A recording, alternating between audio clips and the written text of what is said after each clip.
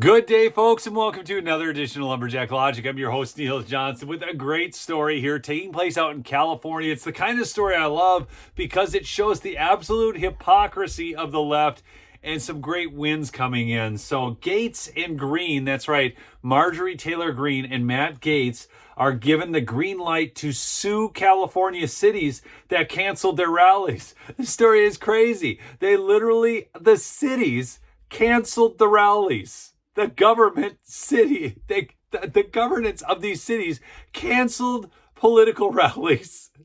They're free speech. Oh yeah, they're for it, baby. A federal judge ruled on Friday that Representatives Matt Gaetz and Marjorie Taylor Greene can proceed with their lawsuits against two California cities that canceled their political rallies in 2021, delivering the two House Republicans a procedural victory. Even as, get this, he harshly rebuked them for seeking to punish the progressive advocacy groups that lobbied against their appearances. And the judge actually went on to call this a conspiracy theory. Tell me if you think this is a conspiracy theory. In a 22-page opinion, U.S. District Judge Hernan Vera struck down a flurry of motions to dismiss the First Amendment complaint filed by Gaetz and Green, ruling that the two Republicans had adequately demonstrated sufficient evidence to pursue their complaint of viewpoint discrimination against the city of Anaheim and the city of Riverside, following their abrupt cancellation of two political rallies in 2021. So we're talking Anaheim and Riverside, California, canceling rallies, the city, taking their permits. This is crazy. City officials had cited backlash and complaints from local political advocacy groups as one of the reasons they abruptly nixed the appearances planned by Gaetz and Green, two Republican firebrands, prompting them to file a federal lawsuit last July. So this has been in the courts since last July. They just got the motion to move forward with this case against the cities. At the same time, the judge is telling them that, hey, there's no collusion here, when the reason they canceled was because of the pressure they faced from these citizen advocacy groups. But so Vera blocked Gaetz and Green from advancing a separate complaint, my kids are going nuts, which accused 9 political advocacy groups in California, including the League of Women Voters, the NAACP, and the League of United Latin American Citizens, of conspiring with city officials to shutter the political rallies. In rejecting that complaint, Vera cited the complete lack of any alleged facts the plaintiffs had produced to support their claim.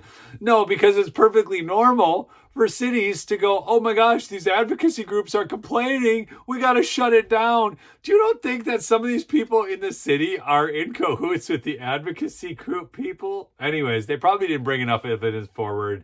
Anyhow, Vera, a Biden appointee, what? Oh, I think we figured it out now.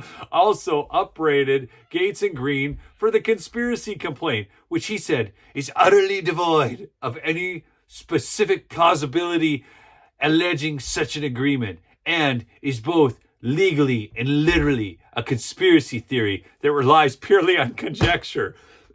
Yeah, like the conspiracy theory of the government censoring us on social media by emailing people at Facebook and YouTube and so on. Missouri v. Biden, all a conspiracy, people. In attempting to punish the groups, Vera said, Gaetz and Green were looking to participate in the same behavior they themselves were seeking court remedy for, blocking or punishing a political rival for speaking out or expressing their political views. The effect of plaintiffs' unprecedented and stunning deficient pleading have 9 civil rights groups into federal court for speaking out against an event should shock in equal measure civic members from across the political spectrum, Vera said. I find that interesting. I go back and listen to this one. Having 9 civil rights groups go into federal court for speaking out against an event. Do you know how often the left is pushing fake lawsuits against us? And yet, all of a sudden, we have a situation where these advocacy groups cause the cities to get uncomfortable and shut down political rallies? And that's a conspiracy? Whatever, man. All that is left to aver against the nonprofit defendants are the unremarkable allegations that they exercise their own First Amendment rights to lobby for the cancellation of the event, he wrote. that is protected.